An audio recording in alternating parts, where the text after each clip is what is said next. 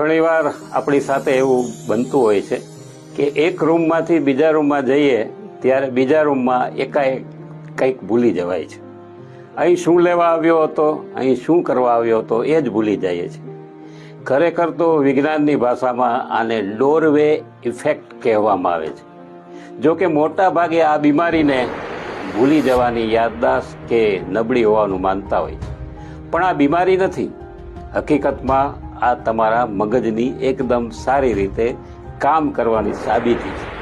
ફરીદાબાદમાં આવેલી ફોર્ટિસ હોસ્પિટલના neurologist doctor વિનીત બંગા આ વિશે એવું કહે છે કે જ્યારે આપણે એક રૂમમાંથી બીજા રૂમમાં જઈએ ત્યારે આપણું મગજ ખુદને માહોલના હિસાબ પ્રમાણે રીસેટ કરે છે. વૈજ્ઞાનિક આ પ્રક્રિયાને ઇવેન્ટ બાઉન્ડરી કહે છે.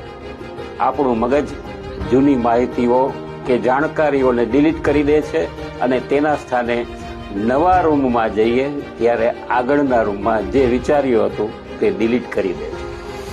આપણા મગજની આ પ્રક્રિયાને સમજવા એક મોબાઈલ ફોનનું ઉદાહરણ આપી શકાય. દાખલા તરીકે મોબાઈલમાં એક સાથે અનેક ટેબ કે એપ્લિકેશન ખુલ્લી હોય છે, ત્યારે ફોનને હેંગ થતો બચાવવા આપણે એવી એપ બંધ કરી દઈએ છીએ જેની આપને જરૂર નથી. બસ કંઈક આવી જ રીતે મગજની મેમરી બચાવવા માટે મગજ બીજા રૂમમાં જતા નવી જગ્યાને ફોકસ કરે છે. એટલે જ એક રૂમમાંથી બીજા રૂમમાં જઈએ ત્યારે કઈ વસ્તુ લેવા આવ્યા હતા તે જ ભૂલી જઈએ છીએ.